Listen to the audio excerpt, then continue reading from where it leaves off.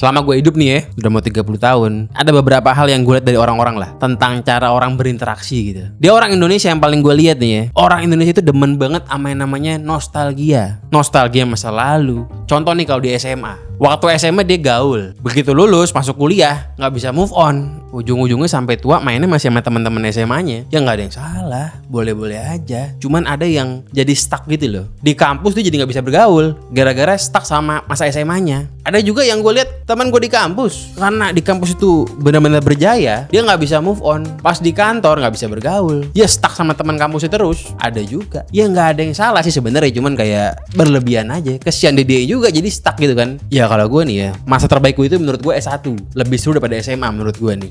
Kalau gue pribadi ya, SMA temen gue nggak banyak, jadi ya begitu lulus gue move on. S1 seru buat gue, tapi ya begitu gue lulus juga gue move on. Teman-teman gue kan juga pada sibuk, gue juga punya kesibukan baru, jadi ya kita kagak setak gitu. Ya ada juga orang yang bilang, bang kalau kita mau sukses kita kan mesti punya banyak teman. Menurut gue sih kagak ya. Kalau mau sukses banyak ini kenalan. Kenalan itu beda sama teman. Kalau kenalan terjadi karena ada hubungan simbiosis mutualisme, saling menguntungkan. Kalau udah nggak ada simbiosisnya ya hilang tuh kenalan. Itu bedanya. Ya menurutku pribadi, kenalan lebih penting buat usaha. Dan gue juga ngeliat nih ya, kita itu demen banget nostalgia. Nggak cuma sama pergaulan, tapi juga dengan masa lalu. Dengan masa lalu pernenek moyangan. Ya awal-awal kita ngomongin nenek moyang gara-gara respect. Cuman lama-lama jadi bergeser gitu. Bergeser ke arah mana? Bergesernya itu ke arah jadi lebih kayak ngeliat nenek moyang sebagai orang suci.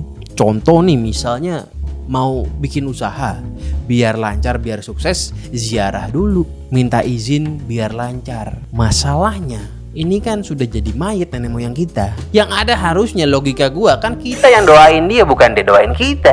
Gue juga ziarah, gue nggak anti ziarah. Cuman kalau gue ziarah, gue nggak punya agenda. Nggak ada agenda biar sukses, nggak ada. Kebanyakan nostalgia juga gue lihat bisa membuat kita menjadi punya mental inferior. Mental inferior yang ujung-ujungnya menjadi seorang penjilat. Aku mah masih pemula. Ajarin dong sepuh. Kadang ada gitu orang-orang yang kalau ngeliat seniornya itu respectnya itu overdosis. Entah senior di bisnis, di instansi, di kampus, di keluarga, dimanapun itu overdosis gitu respectnya. Respect ya bagus, jangan gak sopan sama orang yang lebih senior, tapi jangan overdosis jadi penjilat nanti. Penjilat itu kan menjijikan. Kalau gue sih ngeliat orang ya, mau dia lebih kaya kayak mau lebih gimana, ya gue respect aja, nggak sampai ngejilatin. Gue nggak ngerasa kalau misalnya gue mau maju gue butuh restu dari dia, kagak, biasa aja. Banyak kan nih penjilat tuh yang gue lihat anak-anak orang kaya. Ya maaf nggak punya skill. Jadi bisanya ngapain? Ya bisanya adalah datang ke orang, gosok-gosok paha nih, gosok-gosok paha minta proyek.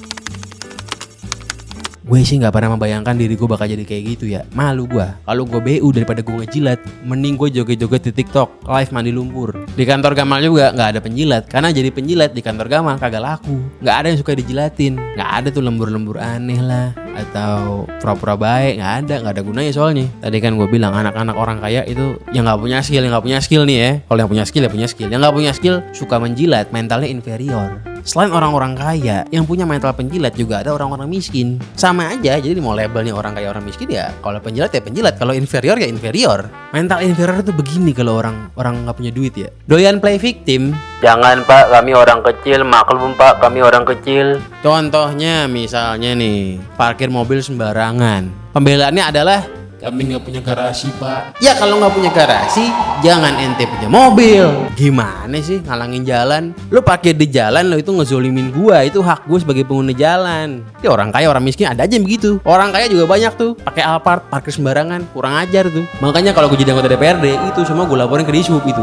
Yang punya Alphard tuh biar digembosin. Pada ada juga nih orang nih di depan rumahnya misalnya jualan naruh gerobak. Ya pertama sih ya udah naruh gerobak aja. Lama-lama ada atapnya. Lama-lama tuh jalan di bawah gerobaknya jadi ubin. Gila. Makanya dari awal sebelum jadi ubin, sebelum jadi atap itu jalanan tuh, sebelum rumahnya maju mesti dibongkar sama Dishub apa Pol PP itu ya, pokoknya dilaporin lah. Nih contoh nyata lagi nih, gue punya tanah di Cikampek. Pernah gue tengokin kemarin nih baru-baru aja ya. Pas gue tengokin ada orang jualan pil warna oranye, pil buat ngefly. Gue tanya, lu ngapain jualan di sini? Dia bilang, kami pendatang pak, cuma nyari rezeki. Mau lu pendatang, mau lu akamsi, mau lu orang kaya, mau lu orang miskin, gue nggak peduli. Dia kan sedang menzolimin gue itu. Ngambil tanah gue, bukan ngambil sih, numpang di tanah gue nggak pakai izin, jualan pil buat ngefly. Alasannya kan klasik, kami orang susah pak. Ini kan mental inferior ini. Nggak perlu bilang lu orang susah atau orang kaya, nggak penting. Kalau salah ya salah, kalau bener ya bener. Coba kalau di TikTok, kasus kayak tadi tuh. Tadi ada orang jual narkoba di tanah gue tuh nggak pakai izin. Kalau di TikTok orang-orang Indonesia itu ya, bakal gue yang salah. Gue bakal dibilang pelit amat sih lo bang. Tanah juga tanah kosong nggak dipakai, biarin aja dia nyari rezeki. Lo dengki amat bang sama rezeki orang. Bisa begitu tuh.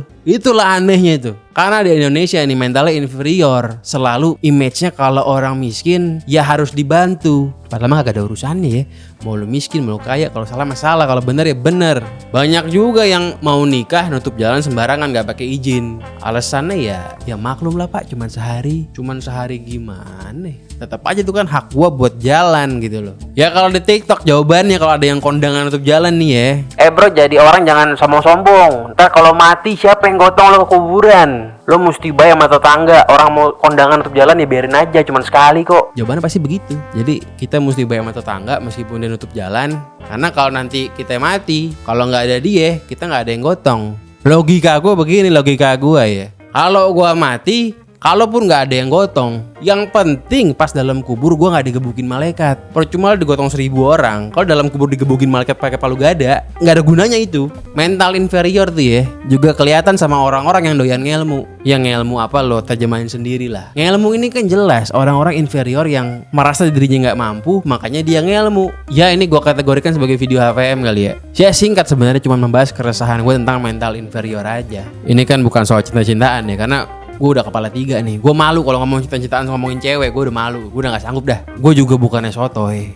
Gue juga umur baru mau kepala 3. Gue gak merasa bahwa gue ini adalah turunannya Aristoteles ataupun titisan Plato. Jadi ya ini cuma cerita aja. Ya kalau lo merasa pandangan hidup lo berbeda sama gue ya gak apa-apa juga. Orangnya gak harus sama. Kalau lo merasa gak suka ya anggap aja gue ini adalah orang dungu yang sedang menceritakan pandangan hidup gue yang dungu. Anggap aja begitu.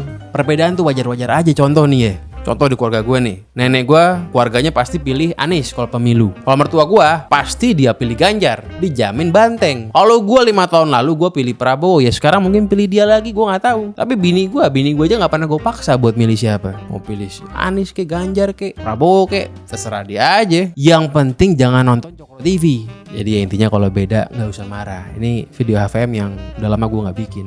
Jadi ya nggak tahu sih, apakah gue akan bikin lagi? Entahlah.